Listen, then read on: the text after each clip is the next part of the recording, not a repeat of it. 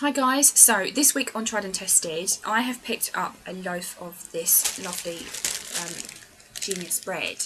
I got the fruit loaf this time, and it has to be said, I decided on that because I had one of the, it was in the whoopsie pile. I've tried Genius bread before, and I didn't like it. I thought it was pasty, dry, not great generally, and I haven't picked it up since. But I didn't know they did a fruit loaf, and yes, I did look in the whoopsie and there it was, and I thought, okay, I'm doing the tried and tested, I'll have a go at this because it's something I haven't tried for you guys. But I'm kind of pleased that I did, because as you know, I have a bit of an issue with wheat myself, and there are some things that I can eat in complete moderation, of course, but there are some things I really cannot touch, and one of those things I cannot touch is hot cross bun. And I love a hot cross bun, but I just can't. It gives me the most horrendous bellyache, and I really, really can't eat it. But this is a little bit of something I can eat. For those that don't know what this bread company do, they do have quite a big range actually, so do check them out. This is gluten-free, wheat-free, milk-free. It says high in fibre. High in fibre per slice, fibre is 1.7 grams. That's not too bad. Not too sad. Not the best, but hey, there you go. It's not, you know, beggars can't be choosers. But this is kind of nice. Let me get you a slice out. As you can see, I've eaten pretty much all of it. Can't waste these things. Cannot waste food. Let me get you a slice out that hasn't broken up. Okay, here we go. So they're pretty tiny. If I give you this in my hand, there you go. They are pretty tiny, but they're pretty soft.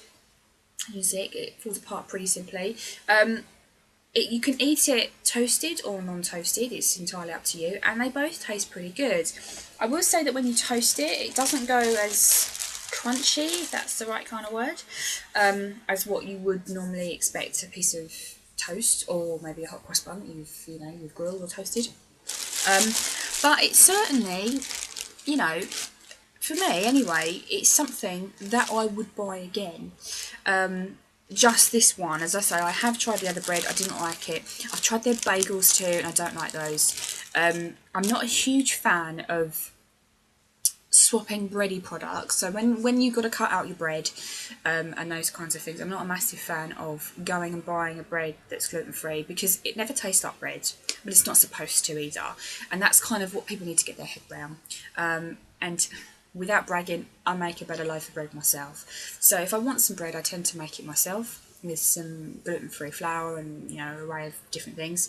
But I would do this again. It's got sweet currants, raisins, cinnamon. That's where you get that kind of hot cross bunny type, fruit loaf type taste. It's made with rice flour, tapioca starch, potato starch. There are some other bits and pieces in there as well. Generally, my rule of thumb is if you can't say it, you shouldn't eat it, with the slight exception of quinoa. That's kind of good, and most people can't say that. But yeah, do you know what? Actually, I'm going to give this little loaf of bread the thumbs up, because I do like it.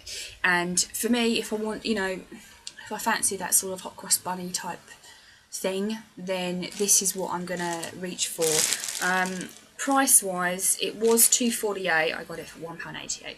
£2.48, and the loaf is like, say, this big, so I think maybe you'd probably get 20 slices or something like that. But yeah, so it gets a thumb up from me. It doesn't taste like a crappy loaf of gluten-free bread, which is what most of them taste like. Yeah, gets a thumbs up on Tried and Tested this week. See you next week, guys. Bye.